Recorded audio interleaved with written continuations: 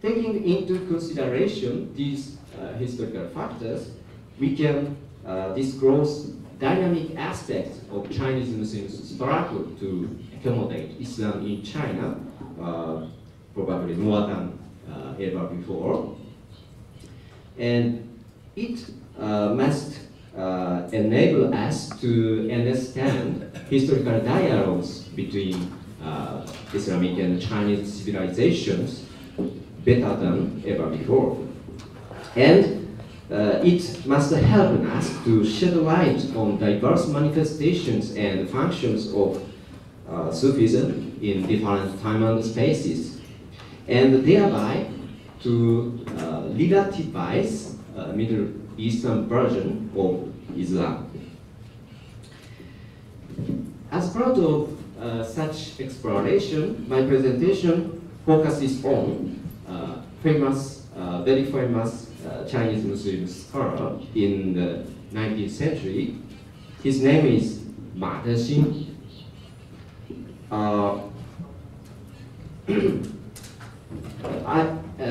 In what follows, I'd like to discuss how Ma Dexin interpreted even Arabic theories regarding the afterlife in answer to social changes in China and intellectual stimuli from the Islamic world. Ma Dexin, from 1841 to 1849, made a trip through Middle East.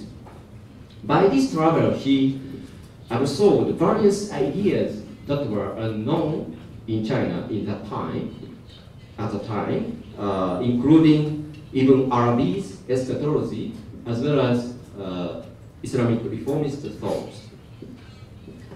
After Ma Dexin, after returning to his birthplace, Yunnan province, southwest China, Ma Dexin entangled himself in the Yunnan Muslim rebellion against the Qin dynasty. This rebellion arose from the antagonism between Chinese Muslims and non-Muslim Chinese people. Facing to this crisis, Ma Dexin made effort to mitigate religious confrontation. In this context, Ma Dexin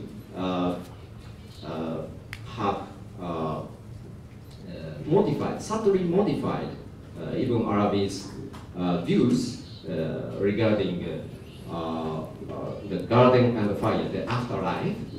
So we will confirm it by comparing Ma Dexin's works with Ibn Arabi's writings. To start with, I scrutinized Ma Dexin's Arabic work, Asrar al-Ma'ad, titled Asrar al-Ma'ad. I could investigate this very important but very rare book by the grace of Ma Minkan Ahong, a great alim, great scholar in China today. Ma Minkan Ahong kindly permitted me to utilize a version of this work he owns. So here I'd like to express my sincere gratitude to Ma Minkan Ahong. Anyway, in Asrar al-Ma'ad, Ma Dexin is almost loyal to Ibn Arabi's doctrine on the afterlife, explicitly referring to the latter's masterpiece, Usul al-Hikam, and implicitly consulting his another magnum opus, Al-Futuhat al-Makkiyah. For example, this Chinese scholar writes as follows: the hellfire and its tortures are everlasting, but the pains of the tortures are not everlasting for inhabitants of the fire. These people feel the tortures sweet soon, and ultimately find a kind of felicity in their dwelling, because their natures are suitable to the fire and its tortures. However, people of the fire cannot enjoy the felicity of fully witnessing God. The same doctrine is preached partly in Sufism and entirely in Futuhatul Makkiyah, as Professor Chidi in his study Imaginary World elaborates on it.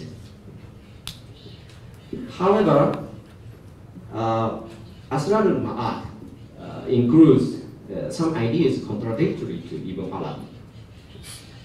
First,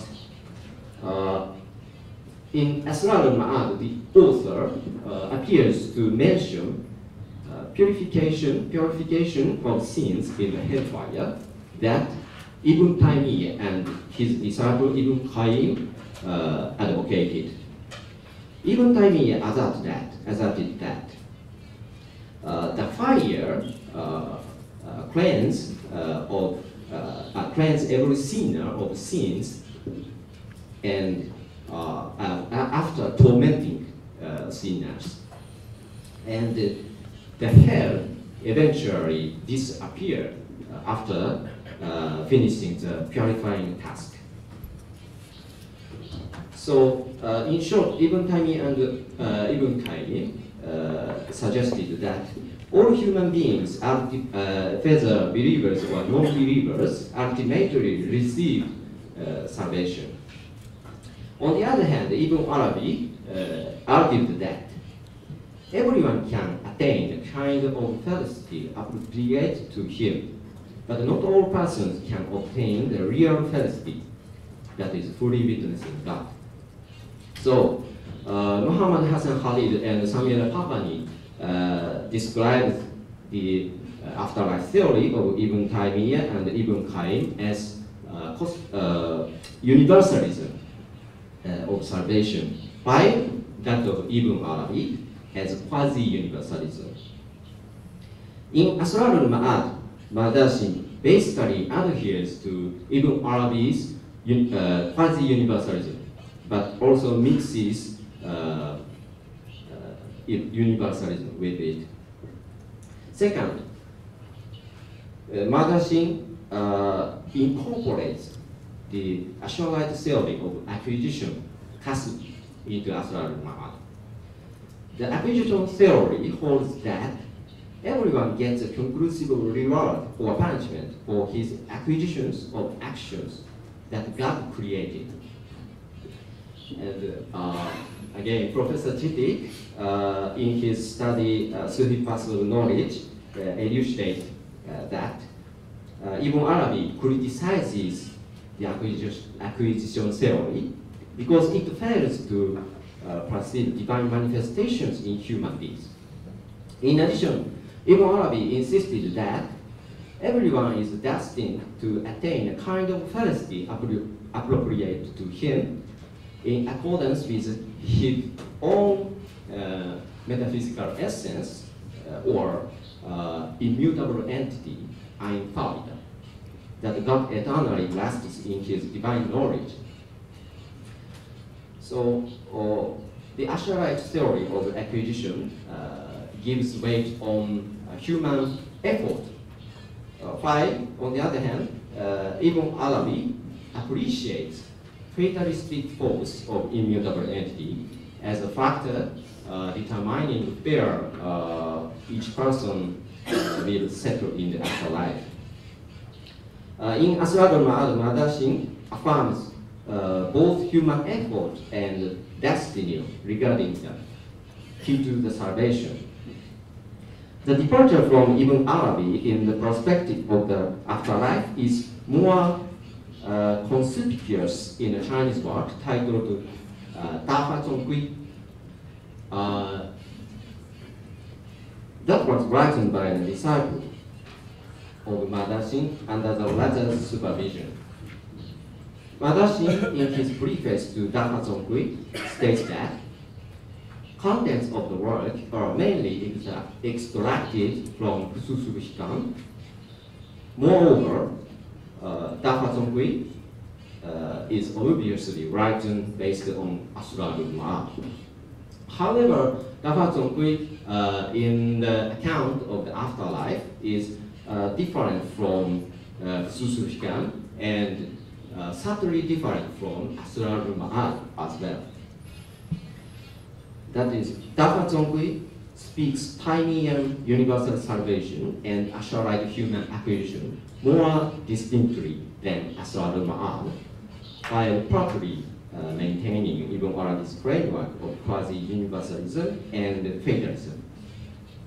Dafa Zongui articulates not only the acquisition theory, but also the purifying hellfire, but without mentioning the disappearance of pains in the hell. In addition, Dafa Zongui writes as follows: each of the garden and fire is a manifestation of a divine attribute, respectively. Therefore, there is little difference in witnessing the Lord between returners to the garden and fire, if they make effort to return to the rear. In addition, Dafa Zongui, in contrast with Asrar al-Ma'ad, avoid exposing that people of the fire cannot enjoy fully witnessing God. Dafa Zongui appears to blur boundaries between believers and infidels, non-believers. That involves subtle modification from the afterlife theory of Ibn Arabi and even an equivocal deviation from that of previous Chinese Muslim scholars who distinguished between hands-on believers and non-believers. So, why did Madasin adopt ideas departing not from Ibn Arabi but also from previous Chinese Muslim scholars? In what follows, I conjecture the historical background that led to this deviation. First, the Asharite acquisition and Ibn Arabi's thought drew new attention of Muslim scholars in Middle East around the time when Madasin traveled there. For example, scholars of Tariqa, Haridiya Tariqa, such as Khalid al-Baghdadi, Muhammad al-Khani the Elder, Abdul Qadir Jazairi, and Sihabuddin al-Alusi, variously reassessed the acquisition theory and Wahdatul Wujud, Ibn Arabi's Wahdatul Wujud. It is likely that this trend inspired Madasin, because Madasin maybe had a contact with Haridiya in his sojourn at Istanbul. According to his travel report, he met two Ottoman officers named Mehmet Hüsrev and Arif Bey at Istanbul in 1845. The first person might be identified with Mehmet Hüsrev Pasha, who had been Grand Vizier previously. And the second person might be identified with Arif Hikmet Bey, who would be Shaykhul Islam later on. According to Butrus Abu Manne, the two persons were very sympathetic toward Haridiya or Naqshbandiya.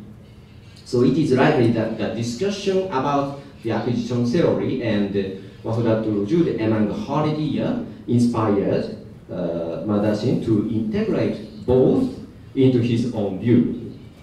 Second background. Madasin's concern with universalism of salvation might be induced by a trend esteeming Ibn Taymiyyah that has been distinguished in Middle East since the 17th century at the latest. Dafa Zongui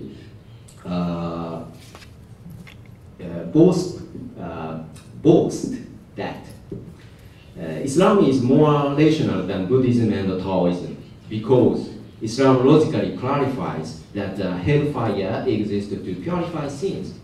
But Buddhism and Taoism just alleges something mysterious and unreasonable about the hell.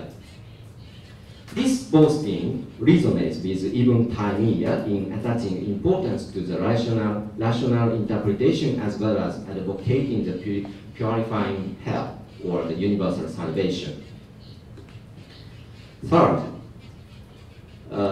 emphasize on universalism and rationalism in Dafa Songkui undoubtedly reflects Mother Xin's intention to harmonize Islam with Confucianism, or the orthodox thought of the Qin dynasty. Confucians also held up a kind of universal salvation theory, declaring that everyone can achieve human perfection by his effort to understand the reason why things are so, or the principle for being human.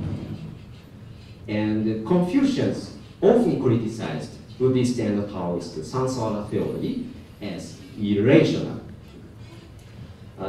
Mother Xin, by modeling after Confucian dogma and criticism, probably aimed to present Islam as anti-heretical, and thereby to restore the honor of Islam injured in the Yunnan Muslim rebellion against the Qin dynasty. In the same breath, Mother Xin tried to reconcile Islam with Buddhism and Taoism as well as Confucianism, and thereby to dissolve antagonism between Muslims and non-Muslim Chinese people that intensified during the Yunnan Muslim rebellion.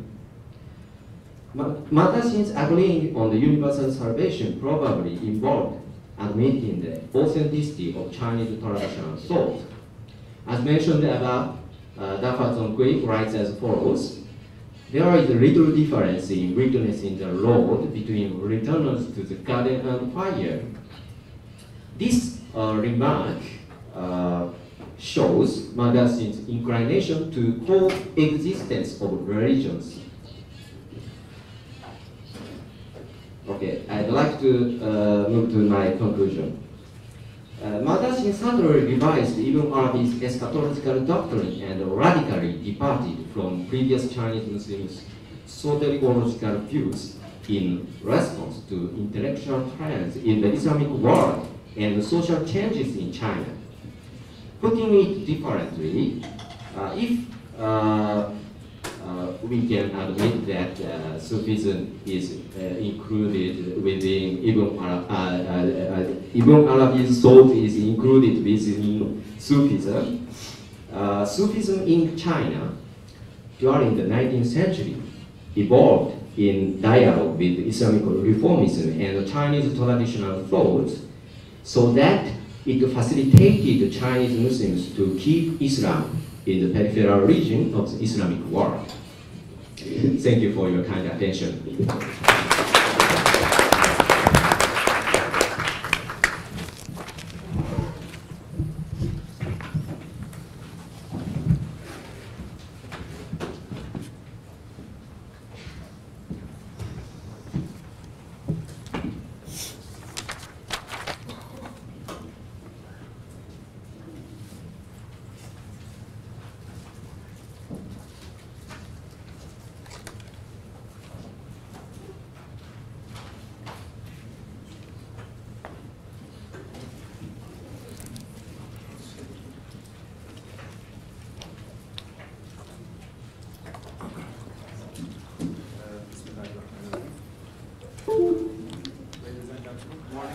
First of all, I want to thank the organizers from Japan and Turkish organization team. And I want to say that I'm very happy to be a part of this important, remarkable meeting and to be here. My paper is about the place of Sufism in the classification of sciences. I will try to read the history of Sufism from the view of classification of sciences, Ilms. Within the tradition of Islamic thought and science, there is considerable literature regarding classification and definition of Ilm, science. When we trace the science of Sufism in the history of Ilm, we also obtain the history of how it is adopted by the agents of Ilm and thought. It seems possible to evaluate this history in 5 stages. First, subjective classification stage, Mashai, peripatetic school, and early era Sufis.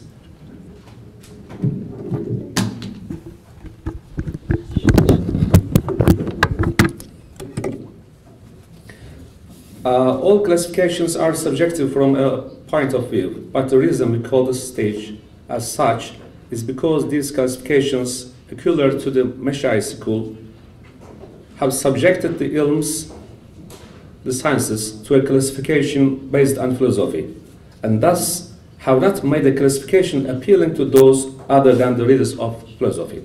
Also, the limited number of Sufi classifications made in the stage cannot be considered objective. If we are to generalize, we can say that the Mashai school remains loyal to Aristotelian classification, as you know, by roughly categorizing knowledge as either theoretical or practical. In his work dedicated to this subject, Ihsa'ul Ulum, Encyclopedia of Sciences, Al-Farabi made a classification of linguistic sciences, logic, mathematics, natural sciences, divinity, and politics, and then elaborated on their sub-branches. Are there any disciplines expected to include Sufism, even if the name Sufism is not mentioned in Farabi's classification? What comes to mind first might be Al-Ilm al-Ilahi. According to Al-Farabi, this ilm contains ontology and metaphysics. However, one should avoid jumping to conclusions to relate Sufi metaphysics and Al-Farabi's metaphysics to each other.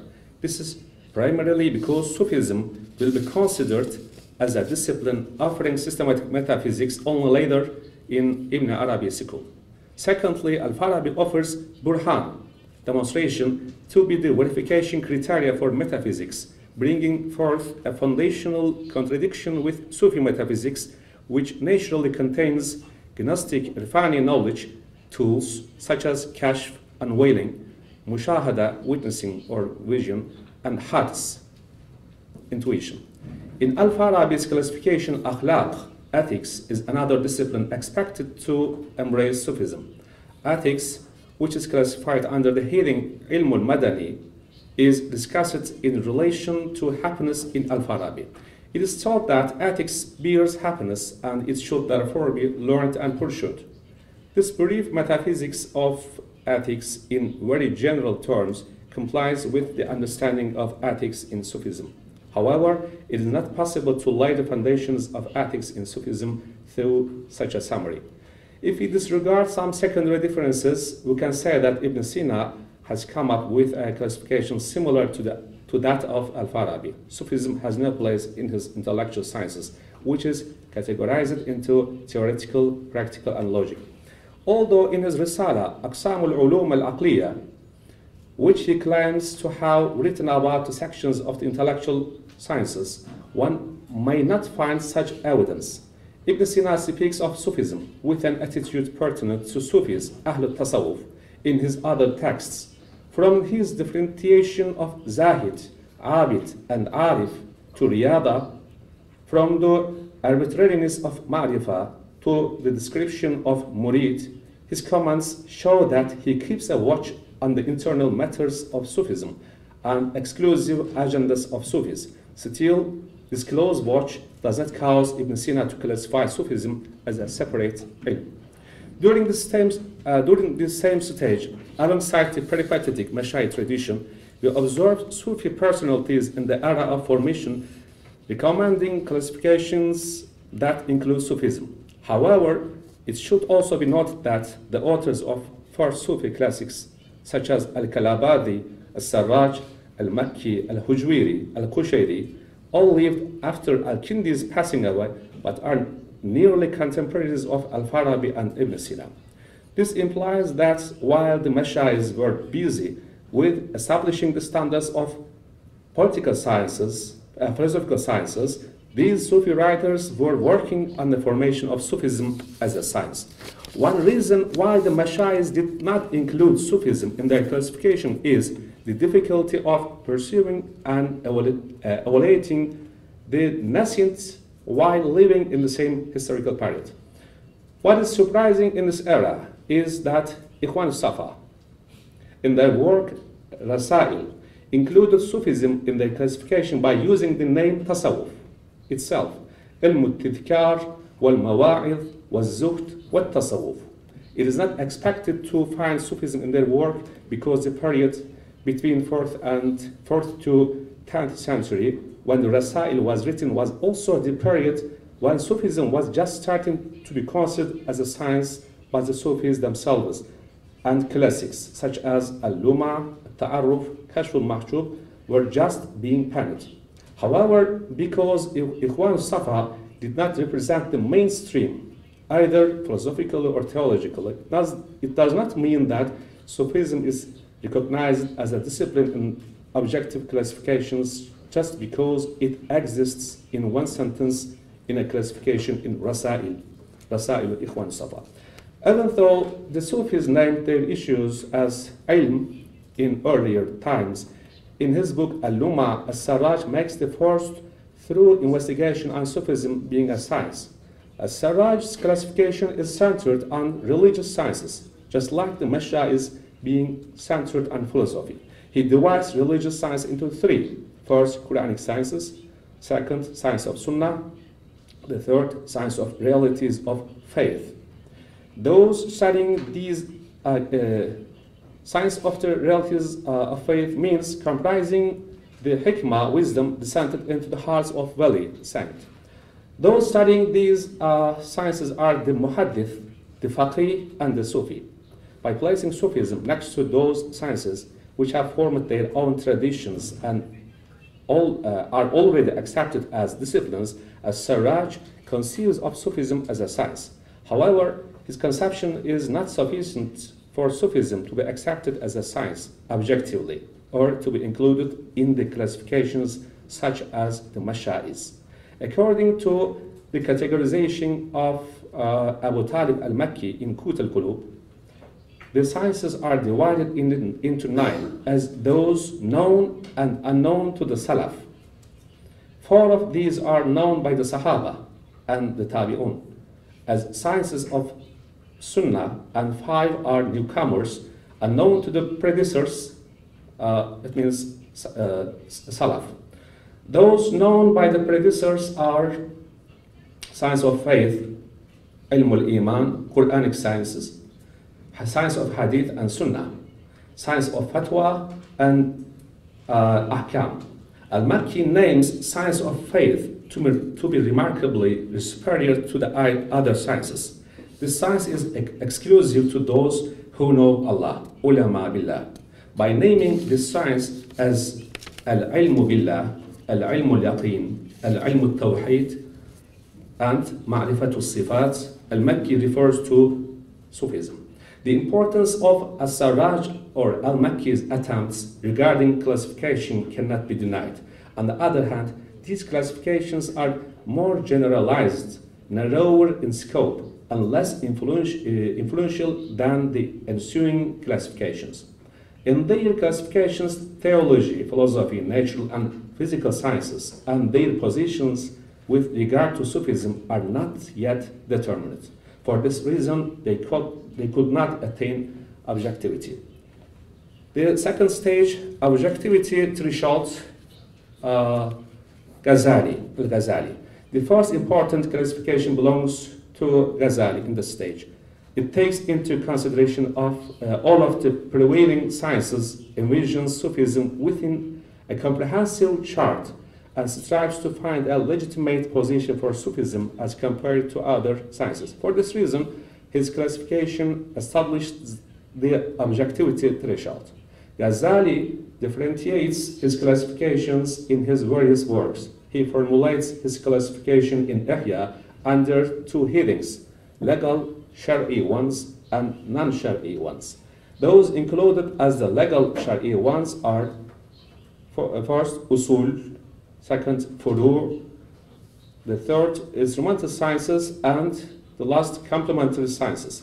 Branch sciences include furu sciences include law and those sciences regarding the path to the hereafter, which are ilm al-mukashafa and ilm al-mu'amala.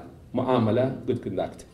In this classification by Ghazali, it is apparent that the mukashafa and mu'amala refer to Sufism.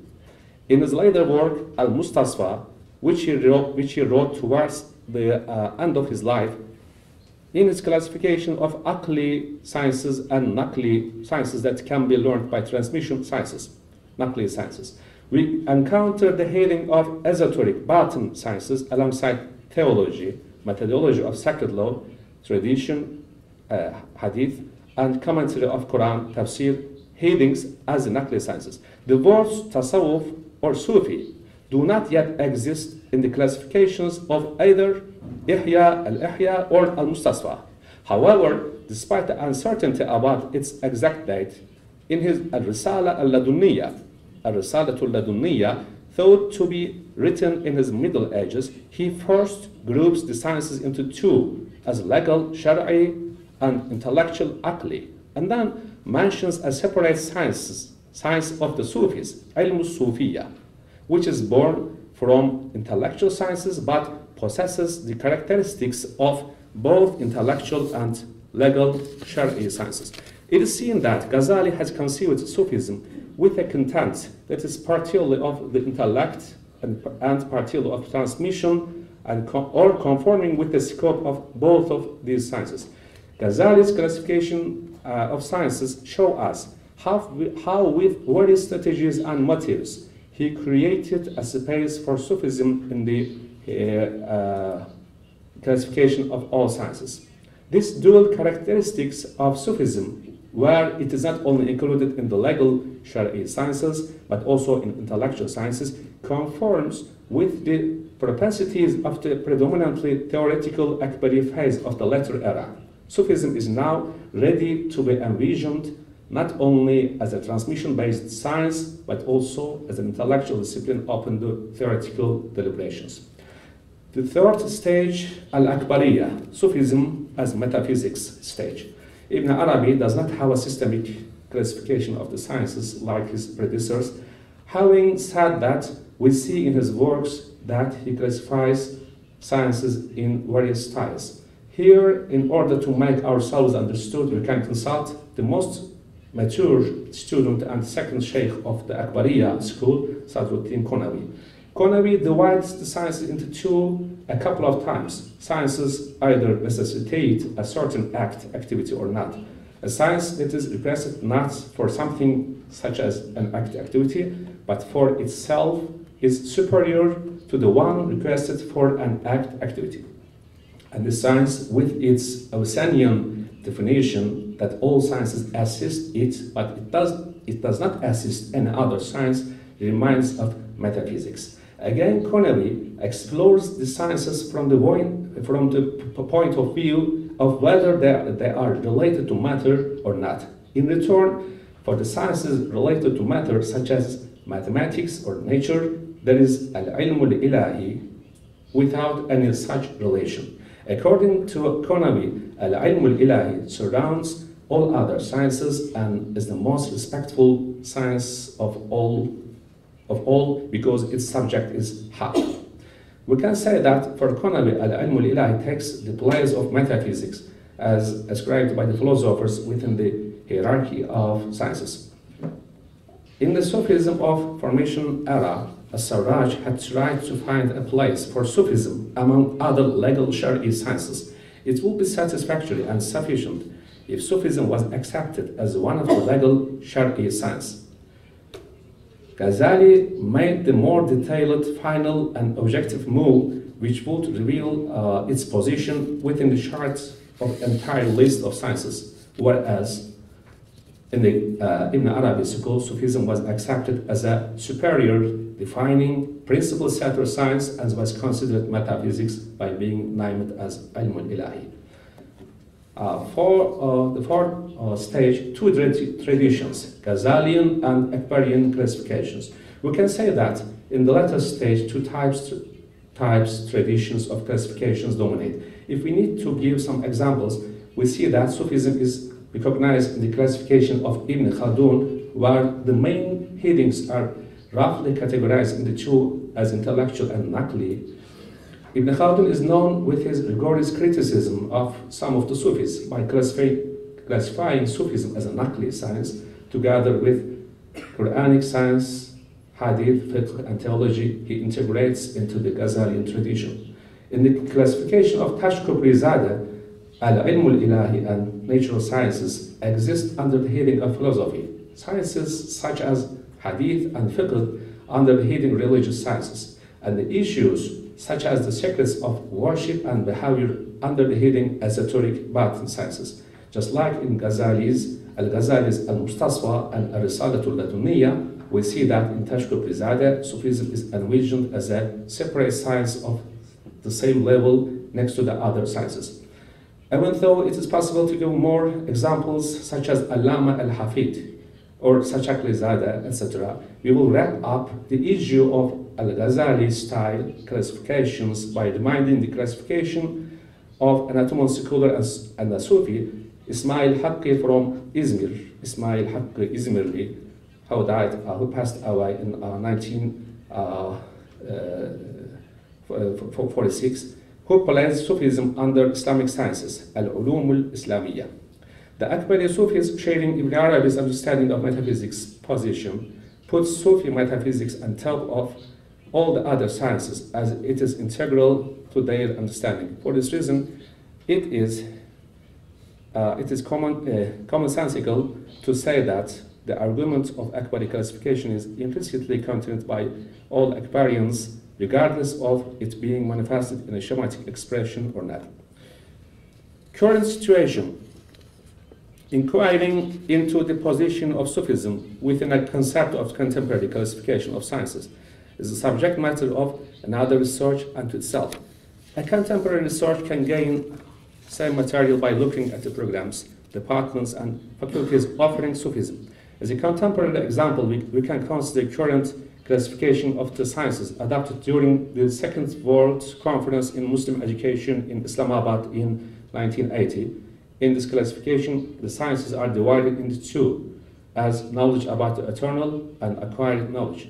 However, Sufism is not mentioned under either of these headings, or as in the example of Turkey, at present Sufism department together with departments of Tafsir, Hadith, Islamic law, and theology exist within the Faculty of Theology and Faculty of Islamic Sciences, within the scope of program of basic Islamic studies.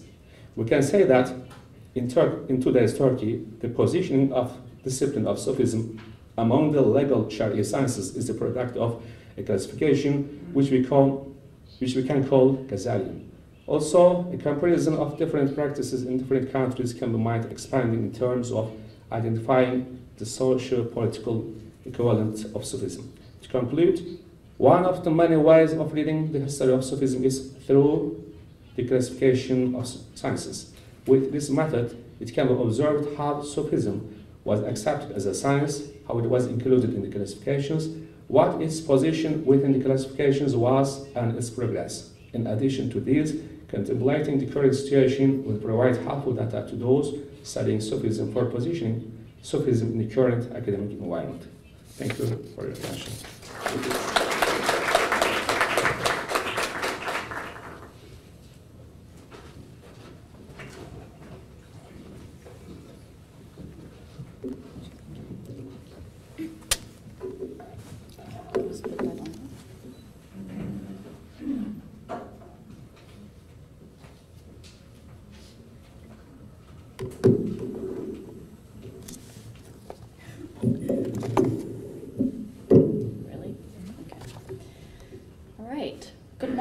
Everyone, and thank you for being here. I want to start by thanking Jamal Haja, not only for making it possible for me to be at this conference, but for many, many more things she has made possible in my life. And I'm grateful to the Karim Foundation and Kyoto University for organizing this symposium. What I want to do here today in my short talk titled Studying American Sufism, a Reflection on Boundaries, Authenticity, and Politics.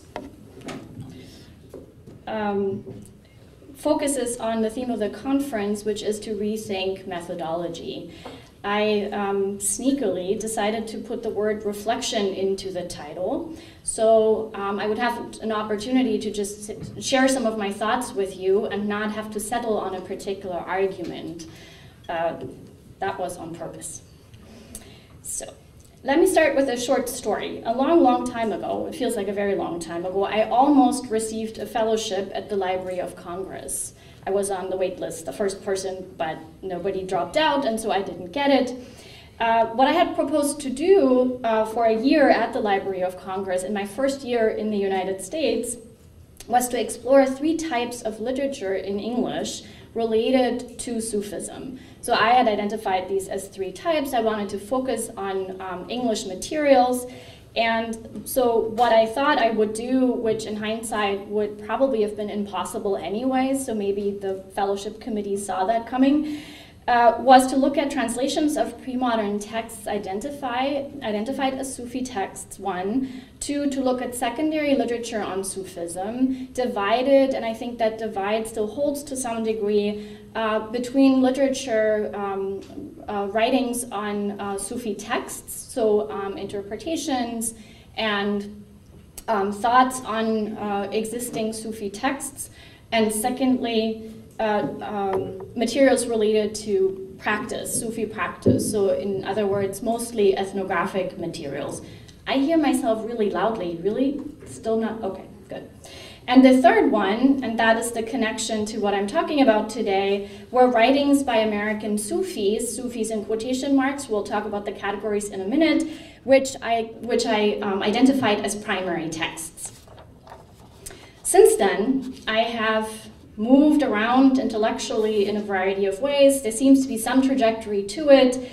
And I have developed, among other things, an interest in the study of American religions. So I have done something that is still relatively rare in Islamic studies, which is to connect the study of American religions to the study of American Muslims. And in other words, I'm looking at Islam as an American religion. I have also always had an inclination towards ethnographic research. I come from a very Orientalist, text-oriented program at Humboldt University in Berlin, and so it was nothing short of revolutionary that I wanted to study contemporary Muslims. And in my own work, I try to bridge what I see as a very, very rigid still methodological divide between textual studies and studies of practices. So I do a little bit of both.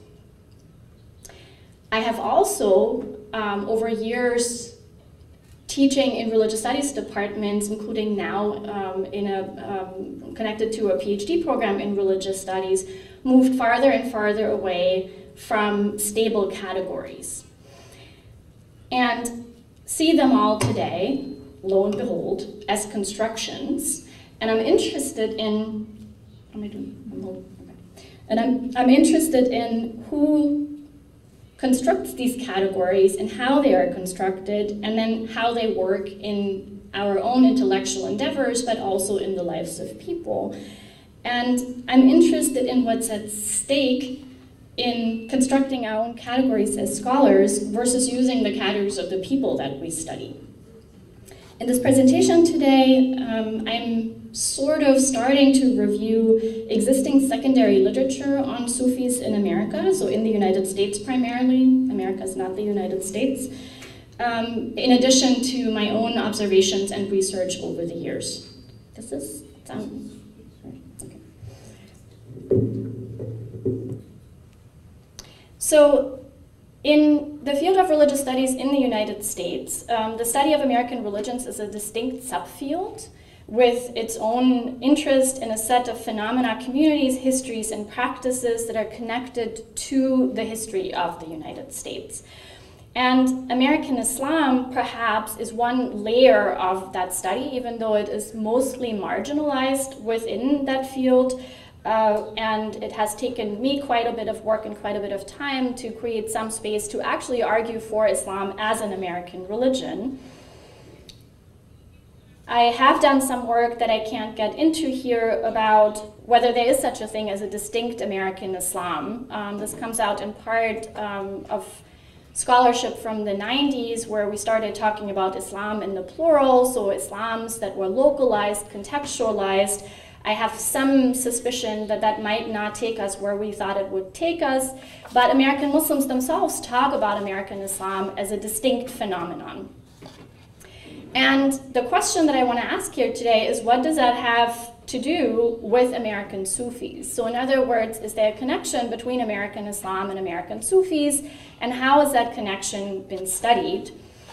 And I want to stay away from trying to define, as many have done yesterday in one or the other way, either Sufism or Islam. I don't think that fits into a 20-minute presentation. And I also want to point out that in the context of this paper, an additional really interesting question is how America is defined. So what makes something American? And that's something that in the literature is often sort of passed over. It's really just a geographical context, and of course it can potentially be much more than that. And I want to start with what is not a history of Sufism in America, but just sort of points that I think are important to make. I'm sorry, usually I use both hands for talking, and now I'm not allowed to. I'm a bit thrown off right now. So we know that Muslims have been present in the Americas since the transatlantic slave trade. Scholars estimate that between 5% and 30% of slaves brought forcefully and brutally to the Americas were Muslims since the 16th century. However, we have so little knowledge of their practices and their beliefs. Very little has survived in terms of documentation, for perhaps obvious reason, that we can only guess that a number of them probably also belonged to Sufi communities and were involved in Sufi practices, but we know nothing about that. So like I'm sort of making this up here. It's likely, but we have no documentation for that.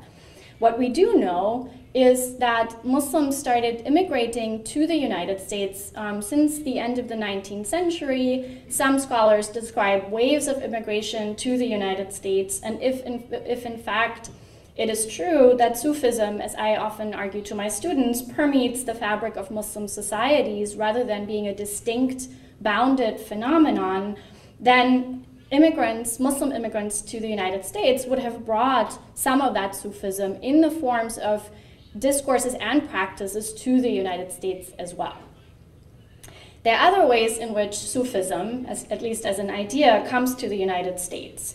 Ironically, and connected to what Professor Ernst was talking about yesterday, through both Oriental and Islamic studies in Europe and the emerging United States, ideas about Sufism circulated, at least in intellectual circles. And lastly, and maybe not surprisingly, depending on how old you are, there were Americans, especially in the 1960s, who in their search for Eastern spirituality as a counterpoint to American capitalist materialism, encountered not only yogis and gurus, but also Sufi teachers in various locations, some of whom they invited to come to the United States, and a few of them actually took them up on that invitation.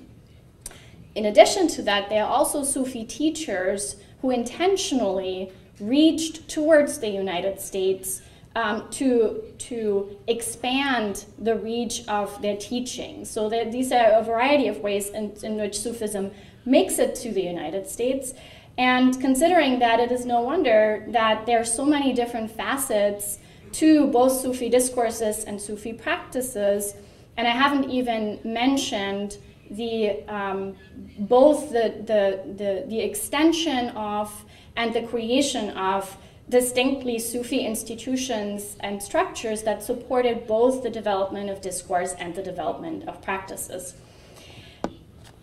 So there are many what Marcia Hermanson would call Sufi-oriented communities in the United States, and we have some very good studies of specific communities. I am not aware of any, except Hermansen, who I'm going to come back to in a minute, who in that specificity also attend to these broader questions of how these belong and fit into certain categories. Hermansen, so I want to mention two that I especially appreciate. One is Gisela Webb's work on the Ba Muhyiddin Fellowship. She's written a number of articles on them over the years. And because she belongs to the fellowship, she also has a particular perspective on how that fits into the American Muslim scene, so to speak. And I also want to point out a wonderful study by Zain Abdullah on Senegalese Muslims, Sufis in New York City called Black Mecca. There are others that could be mentioned, short of time, so I will move on to Hermansen, who in the late 1990s and early 2000s, because she really likes organizing things, wrote two articles in which she tried to categorize Sufi-oriented communities in the United States. So it's both a sort of encyclopedic list of what we know about a variety of communities, and then she introduces a, I think, somewhat flawed garden metaphor. She divides them into perennial and hybrid types of communities. And to her, perennial Sufi-oriented communities are those that are either connected to Tariqas in Muslim-majority countries, or that are connecting themselves to other religious traditions. I think this is very interesting because her idea of the perennial isn't connected to Islamic authenticity. This is not the point she's trying to make. And what she calls hybrid are communities that she describes as combining quote-unquote traditional ideas from Sufism, from Eastern spirituality with American ideas and practices. Now, as an avid gardener, I will tell you that things can be perennial and hybrid at the same time. So that's where the metaphor really doesn't work at all. But I'm also a little worried about what these categories do to questions of authenticity. What is helpful, at least to contend with, is that Hermansen introduces the idea to look at Sufi communities in the United States as new religious movements, a distinct subfield of American religions that tries to distinguish between, I will be all sarcastic, real religions, as in world religions that are old, and something that is not as old. Now, the field of NRM studies has its own set of very complicated theoretical issues, but of course also connects to this question of what is authentically religious and who decides that. So she introduces it, and she does something that I find very useful, which is to distinguish between Tariqa structures and Sufi teachers. So she moves to a focus on individual teachers as significant for the creation of certain types of structures rather than prioritizing the structures themselves. So Hermansen somehow leaves me, at least, with a spectrum where we have Sufis who are not Muslim, Muslims who are not Sufis, and pretty much everything in between. And some of these identifications, for obvious reasons, depend on who you ask, right? So some people will be identified as Muslim themselves, but not by others. So there's clearly something at stake in these categories.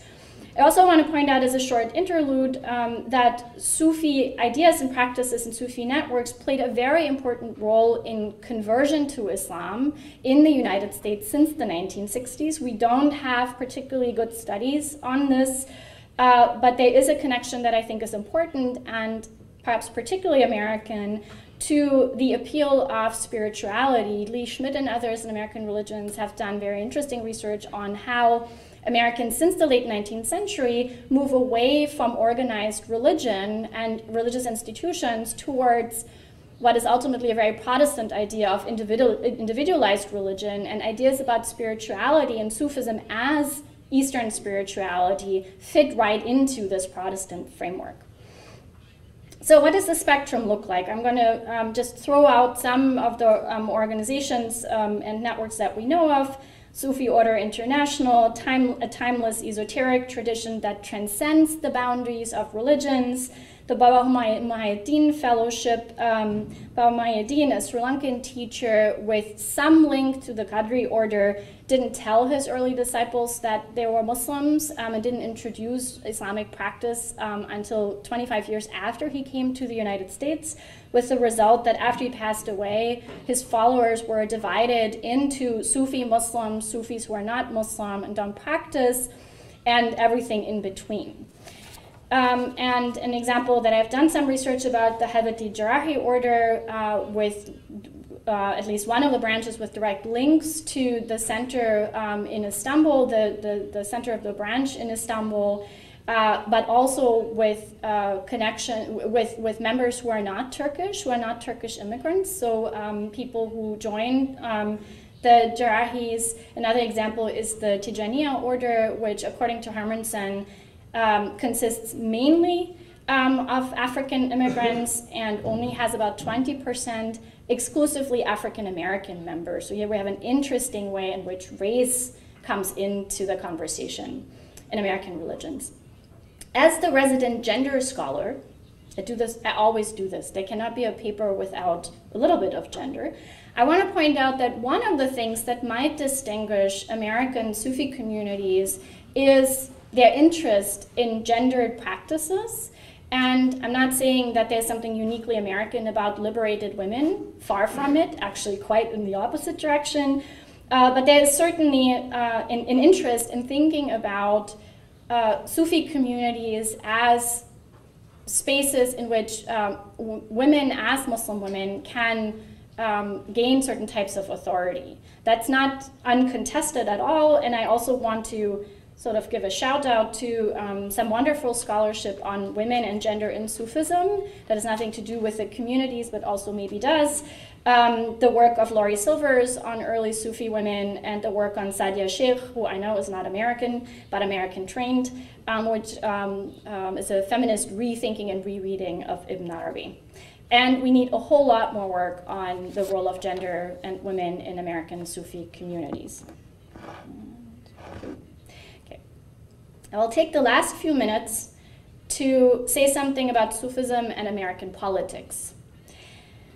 And I want to point out that the idea that Sufis are otherworldly and apolitical has never actually held, even though there's a deep investment in it by a variety of people, including the Rand Corporation, which is political in itself. But in a climate of anti-Muslim sentiment and Islamophobia production, in the United States specifically, these ideas about Sufism as apolitical and perhaps moderate, that's the term Umid used yesterday, has led to the construction of Sufism as an antidote to Muslim, quote-unquote, radical ideas and fundamentalism. And American Sufis, some of them, participate in very specific ways in the production of these discourses. I want to point out, and I am very, very critical of that, I have no problem saying that out loud. One example is the World Organization for Resource Development and Education, sounds friendly enough, is an institute in Washington, D.C. connected to the Naqshbandi Haqqani order under the leadership of Hisham Kabbani, that engages in, has for the past, I think, about 5 or 6 years in anti-radicalization programs throughout Muslim majority countries, has very close links to the US intelligence community, and is an active supporter of a government program called Countering Violent Extremism that assumes basically that all Muslims are inherently potentially violent and thus need to be contained through these de-radicalization programs. There are other ways in which Sufism and politics come into the picture. Sherman Jackson in Islam and the Black American suggested, I think 10 years ago, that African American Muslims needed Sufism and spirituality as an antidote to their formation of African American Islam as a protest religion. So in other words, he wanted to take some of the politics out of African American Muslim communities. And I vividly remember attending a zikr of the Helveti Jarahis in which the sheikh prayed for the oppressed in the world and for God to bring down all the tyrants. Left a lasting impression on me and was connected and is connected to a worldwide network of charitable projects that are deeply invested in politics, that are not charitable in a philanthropic, non-political kind of way. And I'm going to skip a little bit. And in the past 10 years, I have noticed a sort of subtle, not so subtle, distancing of some figures, including Hamza Yusuf and the Asma Society, from their Sufi roots, because they recognize that their leadership in the imagined Muslim mainstream suffers when they are associated with Sufism. And so they have, in a variety of ways, distanced themselves from Sufi ideas and Sufi practices, or have tried to cast them as spiritual practices not connected to Sufism, because they recognize that their relationship with Muslim communities is often negatively affected by those ideas. I think one thing that we see here is that American Muslim communities really are a microcosm of Muslim majority societies, and so all the debates about the role of Sufism, all the debates related to the state co-optation perhaps of Sufism, but also state rejection of Sufism, transfer into American Muslim communities and play out there in very specific ways, as I said, also related to the American government. So what we're left with is the permeation of Muslim communities, structures, practices, and discourse with facets of Sufism, however we define those and however we track them down, including some that are definitely a product of the US context and the shifting nature of American religions. The challenge to me seems to be to capture these both in their specificity and in their context, while not completely rejecting organizing categories, but staying aware of their constructed nature. And my last sentence almost always now is, because of the times that we in the United States live in, that everything we do as scholars, not only in Islamic studies, but perhaps specifically in Islamic studies, is unavoidably political and affects our methodological choices as well as our relationships with the communities we study. And I think if that hasn't happened everywhere, it is high time that we take responsibility for that. Thank you.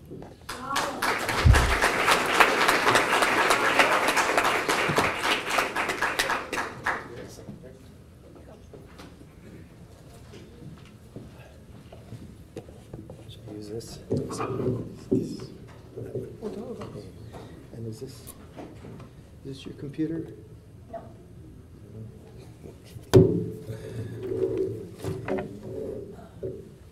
I'll just this. Okay. Bismillahirrahmanirrahim.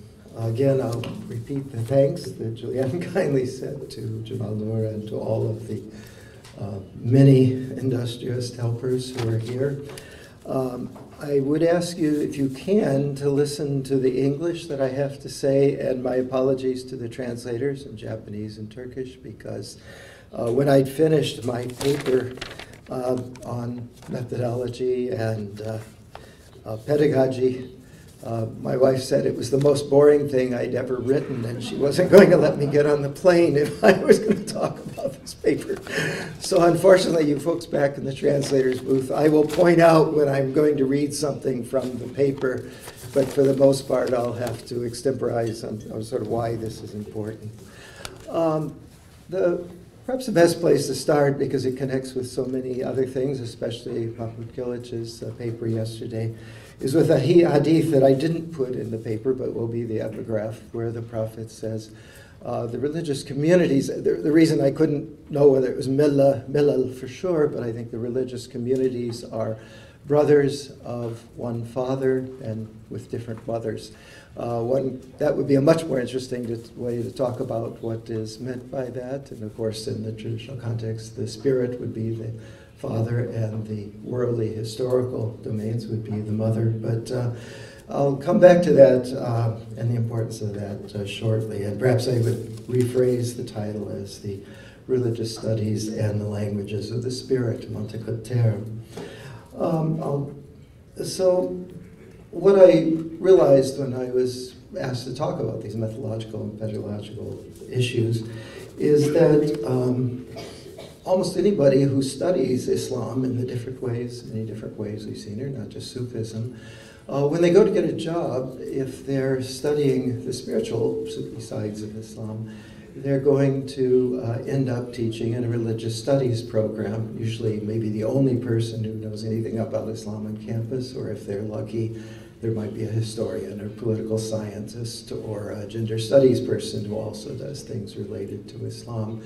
But in general, religious studies is the framework in the US and Canada in which people teach about the topics that interest us at this conference. Not at graduate level, but at the undergraduate level. And this field is about, at the undergraduate level, separated from the European comparative religious studies, which existed for a good century longer, is something very new within the lifetime of myself and most of my colleagues here who taught in the American context. But when we go to other parts of the world, I don't think people have a clue as to what a liberal arts college is, or what, and this includes places where I've taught for decades, like France and England, or what kind of students actually take these kind of religious studies courses in that religious, that context of the liberal arts. So I do want to talk about that because it's a particularly suitable place to bring Sufi studies in the larger sense into teaching context. So for those doing the translation back there, I will read the first paragraph, what we mean by Sufism in academic context. What I'm reading here is going to pretty much parallel many of the talks yesterday. But the adjective Sufi is commonly used today by various writers and groups to refer broadly to one or more of the following very different dimensions of Islamic religious and cultural life, past and present. First, formal Tariqa-like institutions and their idealized earlier predecessors, and the historical complex of commonly related rituals, practices, and wider local cultural and political involvements. So that's really tasawwuf in the more specific sense, and obviously very limited historically. Second, the divine intermediaries, or awliya figures, including all the prophets and messengers everywhere in this world and beyond, and the vast range of related devotional practices, rituals, and oral and written literatures. Thirdly, influential bodies of ethical, spiritual, and metaphysical teachings across multiple scriptural, traditional, and philosophical learned disciplines, beginning with the Quran, Hadith, Akhbar, and continuing to evolve through a vast range of other learned disciplines, commentaries, educational institutions, and creative vernacular adaptations. In both 2 and 3 here, in some ways, really, you could say they're Islam, but they often get termed as Sufism, so I don't know, we'll come back to that when we get to number 5. Fourth, the ongoing creative profusion of the vernacular Islamic humanities, again oral and written, or of adab, communicating and contextualizing all the phenomena and practices of spiritual life, including music, sacred spaces and shrines, calligraphy, painting, sacred architecture, cuisine, performance and movement, and so on. You might wonder why I mentioned so many phenomenological dimensions connected with each of these dimensions of Sufism. So let me say that isn't just like trying to add a lot of words here, but because each of these things can be taught and must be taught in very different ways in undergraduate settings. And finally, the word Sufism, fifth meaning, is popular and ideologically used quite recently. Can I just speak up, or did this thing die on me here at this point? It seems like it is. Let's see, to refer to an imagined conglomeration of much of the above-mentioned items 1 to 4 in those ideological and political contexts. It is widely employed globally today as a popular Wahhabi takfiri epithet for an accumulated host of dangerously misguided evil innovations, bid'ah, that typically are portrayed as including virtually all 4 of the above preceding as historical forms and traditional expressions of Islamic spiritual life and practice. So there's a lot of things that could be understood as Sufism, but what really is radically different, not from what Sufism has been in practice, but from academic studies of Sufism in the undergraduate religious studies context, is what's possible and what's interesting is very much dictated by the students and by their spiritual preparedness and their proclivities.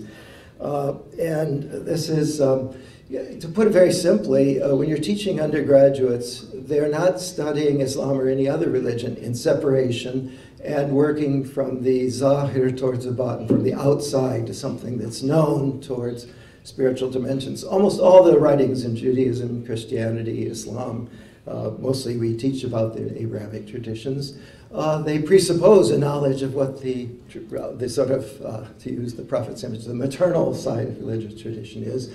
And they use that to move people towards an understanding of the spirit.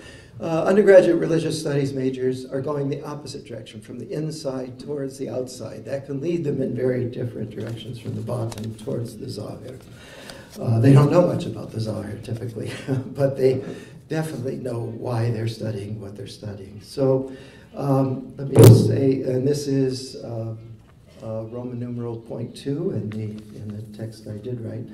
For reasons intimately connected to the structure of four-year liberal arts colleges and their typical curricular frameworks in the US and Canada, the set of undergraduate students who are normally drawn to religious studies majors or minors, and eventually to the courses related to Sufism that are usually offered in religion departments, are in the great majority astonishingly similar in their lifelong personal interests and deeper motivations to those individuals who were known as murids, or spiritual seekers, in traditional Sufi settings, or to comparable figures in cognate spiritual movements and other major religious traditions. This relatively predominant spiritual focus and motivation among that narrowly self-selected group of undergraduates is made possible by the helpful institution of double majors, normally available at most liberal arts colleges, which allows the same religious students, who are often, quite often among the intellectually most able and wide-ranging individuals in such schools. I'll do a little excursus here, but I remember when I was teaching at Princeton and talked to the admissions advisor that they found it fascinating that their very brightest, judging by SAT scores, IQ and such, that those students tended to be disproportionately the people who became religion majors. That they allows the religion students to take a complementary, much more practical major, either in pre-medicine, biology, neuroscience, psychology, human development, and the like, or else in related creative arts and music disciplines that intrinsically overlap with the corresponding classical Islamic humanities. Indeed, our follow-up alumni surveys in the religious departments where I've taught, I can't speak for others, indicate that the vast majority of our undergraduate religion majors ended up with careers in health and helping professions, that is, the ones who didn't go on to academia, or in the arts and music. And notice that practically they were devoting their lives, in either case, to the culminating and inclusive spiritual virtue of ihsan in its two senses, doing good and making things or communicating the beautiful. So let's see, I think we can set that paper aside now, come back to some more spontaneous remarks. So the motivations of people who study religious studies as undergraduates are very fascinating and close to that hadith about the religions being brothers, in the sense that people have come in as religion majors, have a very strong sense of, well, in Persian they have the nice word, which we don't have in English, called dardadin. It really means like the Cupid's dart of religious curiosity and fascination. That I said, these are lifelong vacations that brings them to the study of religion, and to the study of religion in its, all of its dimensions, not just to Islam or any particular religion, although almost always people end up either going back to their family tradition or to some other religion. But again, this is America and Canada. These are not things that are possible always in other parts of the world. But people who are interested in the sociological, political dimensions of Islam these days go into political science departments or into sociology and gender studies. And that means that the people who are left interested in religion, religious studies majors, have this particular focus on the spiritual. The aim of what they want to do ultimately is also very interesting compared to the graduate student academic motivations for doing religion. Basically, as already mentioned, their aim is ihsan. They want to develop and explore new ways of communicating spiritual truth and ethical realities in their own lives. And so you get to do something with undergraduate religion majors that is very hard otherwise, and certainly at the graduate level, which is to complete the cycle of learning and communication of ilm and amal, or to use Ibn Arabi's favorite word, tahqiq, of actually not only realizing, reflecting upon the signs and the souls in the world around us, but also then communicating that to others, sharing that to others. So the teachers at this undergraduate, and again, I should say this is, I'm speaking not of places where graduate programs coexist, because they bleed over. Very small undergraduate school where I went to school at the University of Chicago, but basically the undergraduates were just like the farm teams for graduate disciplines, and so Chapel Hill, all of these other places where I am now in the Boston area. But most people, when they're teaching this, they're teaching, again, with a small department, 4 or 5 people, anywhere from a body of maybe 1,000 to 5,000 or 6,000 undergraduate students. So the teacher's role is primarily as a resource and a guide. So that at most people might take 3 or 4 courses relating to Islam. But what they're able to do, and this takes us back to the hadith of the brothers again, what they're able to do and what the teachers have to learn to do is to see what are the phenomenological fields and realities that are shared by different traditions, because that's what the students are coming to learn about by and large. Finally, again, this is greatly abridged from what's in the paper, but I just wanted, at the end of the paper, I take up what are how can we get beyond the classroom? My own sheikh, and I always remember every time we'd have a conference, and where Javid Nurbakhsh was in the territory, often in London, he'd go and tell us how we were, well, my own sheikh's words were, you're nothing, you students of religion, you're nothing but the archaeologists of cemeteries, digging up dead bones. Let's turn this around, and Ibn Arabi's favorite saying was one he took from Abu Madyan, which is bring me fresh meat. So at the undergraduate level of teaching and religious studies, you have to bring fresh meat every single day. Even when you may be preparing people who want to go on to graduate school or whatever, but they're not interested in the dead bones. They're really interested in the living tradition, and I think that is something that is because often people can spend 20, 30, 40 years at that kind of school. If they aren't really Sufis themselves, they have to become their very, very creative pedagogues in order to keep up with the students and their different shifting cultures and motivations. The last thing I just wanted to say, if you're going to study religion, the classroom is a very inadequate place to do so, almost any dimension of religion. Anybody goes on to graduate school, of course, the first thing you do is they start sending you on ziyarah, on siyaha in the traditional Sufi sense, of going to different teachers in different parts of the world. Whether you do the book studies or the social sciences approaches. And I would just indicate that if you want to sort of look for new pedagogical means, and sort of people are pioneering new ways of innovations of teaching about Sufism religion, that actually what the teachers who are doing this is very similar to the way that Islam and any other tradition became enculturated or adapted to new cultures. And basically, I happen to teach at a Jesuit school now, and the Jesuits were very excited about this phenomenon of enculturation. They're very unusual Christian missionaries in that regard. But I just say that I know Omid's here, and we often find one of the things you can do, of course, is ziyarah. You can take people to study the arts, humanities, religious life, so easy by just getting out of the classroom, which is within everyone's means now. In particular, I was just thinking of, I find myself, like any other religious studies professor, I have to be teaching adult audiences in churches and Sufi groups, Buddhist groups, Jewish groups, and so forth.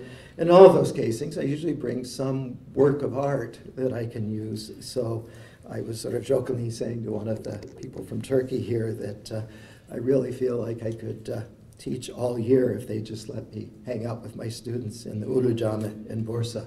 because of the amazing calligraphy that fills there. Of course, there are similar places in Sarajevo and other parts of the world.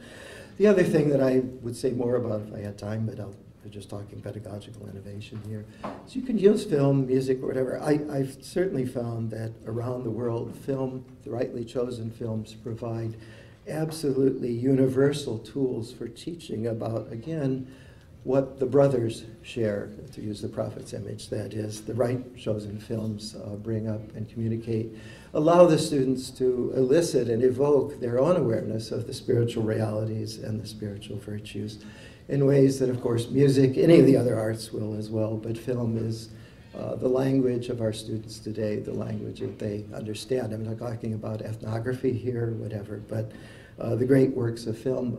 Well, we don't have Holbrook here, but a sort of lost Istanbulite here. But I can remember years ago when we were happened to be living in Paris and teaching there at the time, and she was on a sabbatical, and I'd seen amazingly powerful film, and especially the music at the end of it. And it sort of started going through that slow transformation from being academic teacher of religion to somebody who's actually effective as a teacher of religion. And I said, I remember saying to her, I mean, that film was so amazing. And she said, oh, you're an idiot, Jim. Rose pretty hard, openly. Direct, shall we say. And she said, you know, but of course, if Rumi were around today, he'd be doing rock music. And yeah, he would. I mean, at that time, or pop music, well, it doesn't matter, whatever. But I just remember that's one of the slow ways I kind of became converted out of my academic background into a wider conception of what it really means to help people to see things as they really are, to adopt the words of the prophet, and to find constantly in this teaching this about religion, you're constantly up against how do you get abstract, universal, metaphysical, spiritual, ethical truths across to people in a way that they can then continue to put into practice in their lives for the rest of their lives and through their families and their colleagues and all. For the rest of their lives. And this is a challenge that we all face, teaching at least in religious studies programs. By the way, I have lots of hats. I teach a lot of graduate programs, PhDs, and so forth. But I did want to emphasize this mostly for those from outside of North America and who might not realize that there are these two places that people are teaching about Sufism. Okay, thank you.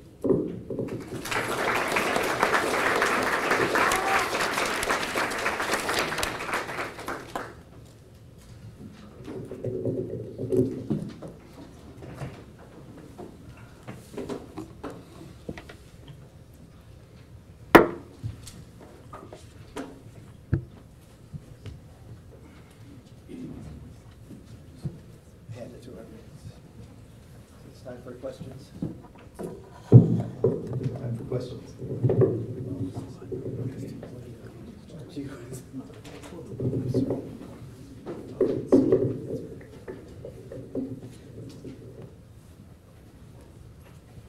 Thank you, everyone, for really interesting papers. Jim, I wanted to ask you to elaborate a little on the difference between teaching Islam and teaching Sufism, because I felt that it was sort of, Sufism was integrated into Islam, especially when you're talking about films. I just want to push something.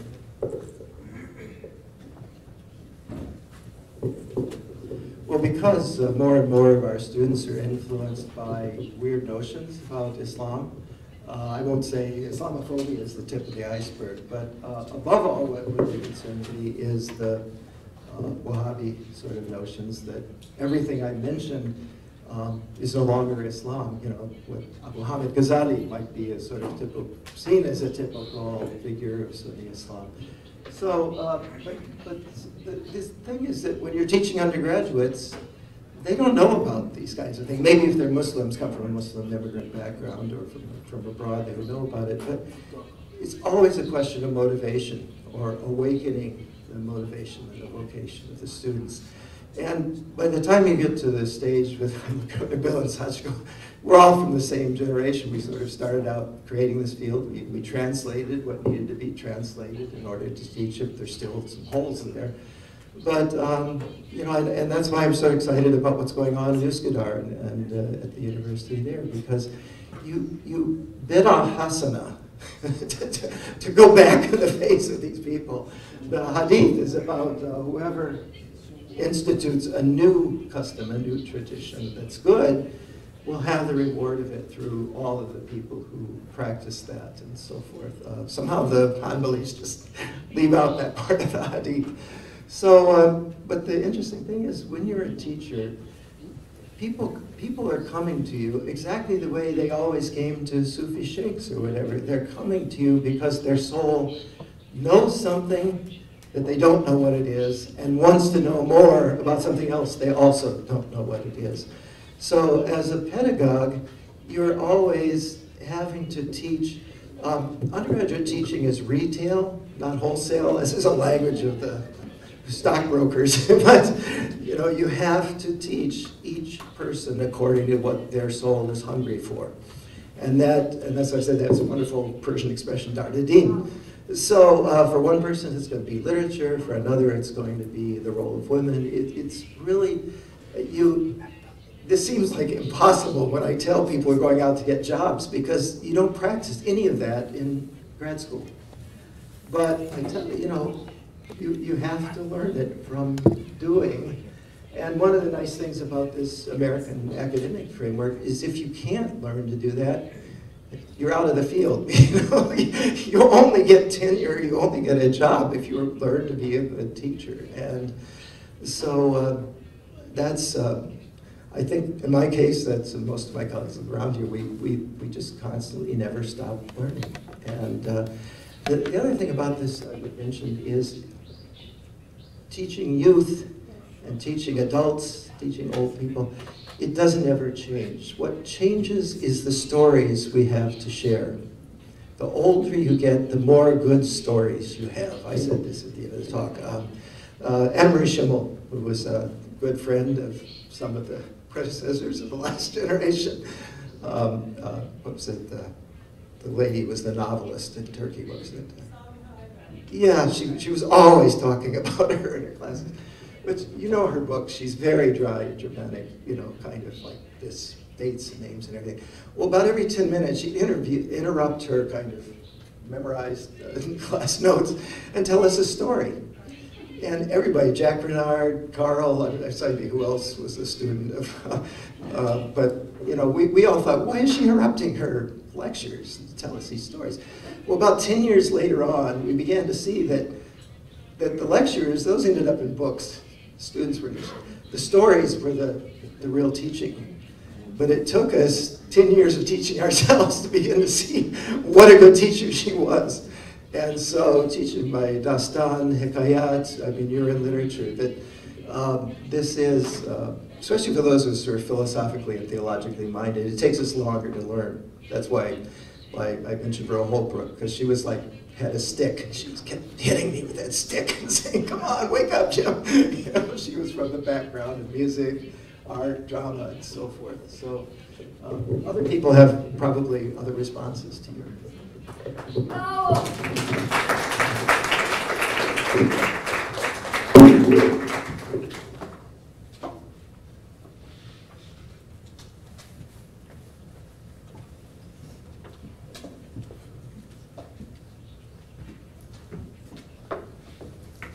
Just a contribution.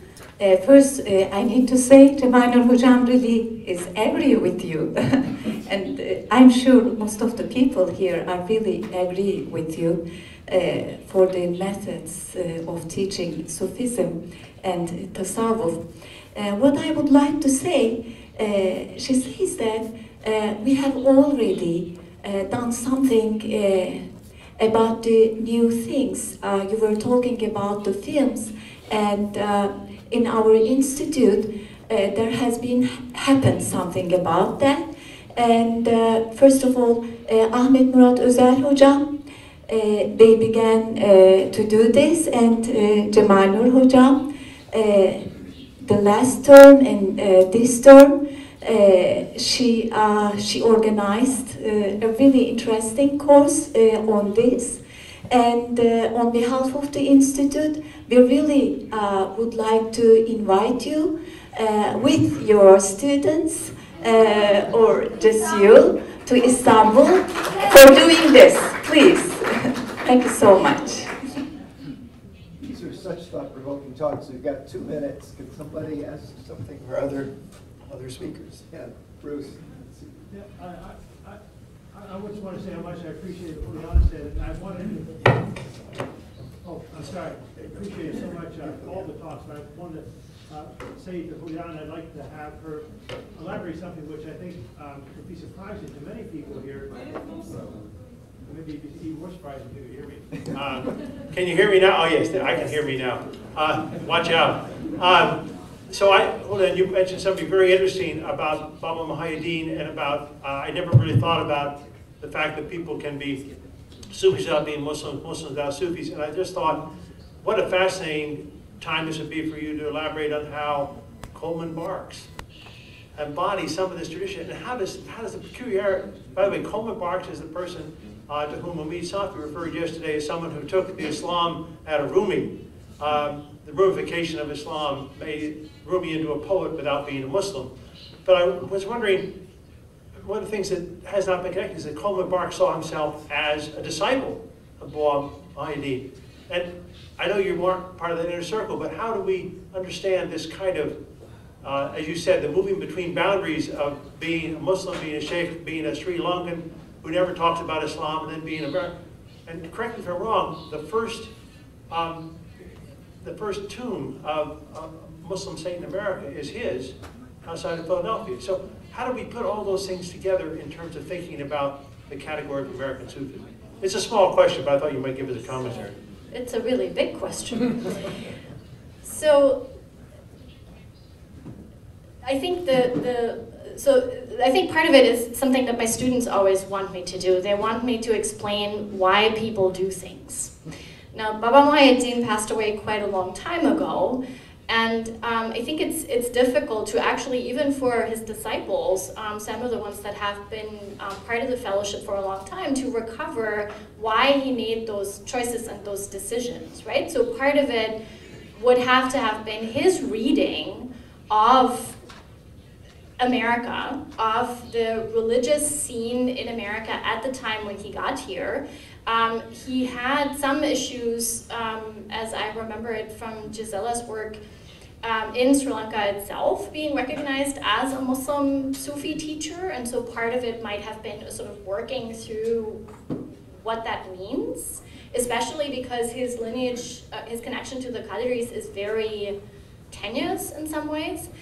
So I find it interesting how specific teachers navigate this landscape, because it tells us something about how they read that landscape at particular points in time, and we need a lot more work, I think, on many of them in terms of that is not primarily, and that was sort of the point I was trying to make, that isn't primarily about identifying who's Muslim and who's not, right? So I see in a lot of the work on American Sufis, either is sort of staying away from the question of what that has to do with Islam, or an overinvestment in that, right? So like it's either authentically Islamic, then it has to be Islamic, authentically Sufi, or it doesn't fit into that framework and then it is just American. And here American clearly becomes a pejorative sort of form of bid'ah, perhaps, right? So like if it's new, then it's not traditional and then it's not authentic. So I see Bawa as someone who had a particular reading, the same way the first, I'm blanking on his name, Muhammad Sadiq, the first missionary of the Ahmadiyya, when he landed in the US, he got a very quick reading of race relations and adjusted his mission accordingly. Right? So like there's a very interesting way to see from initially outsiders what American society looked like at that time. And of course, each of these wanted to teach people and thus had to look for a kind of following and had to figure out what that might look like. So I don't know, it's the beginning of perhaps an answer to this very big question that you asked.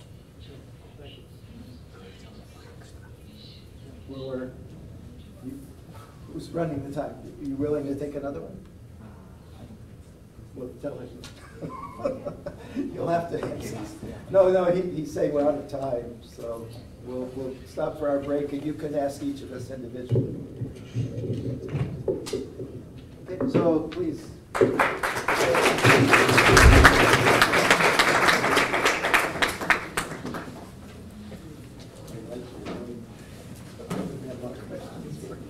Thank you very much, the professors of session 3. So we'll take 10 minutes break, so the next session will start at 10:40. Thank you for your cooperation. 10:50, sorry. 10:50, the next session will start.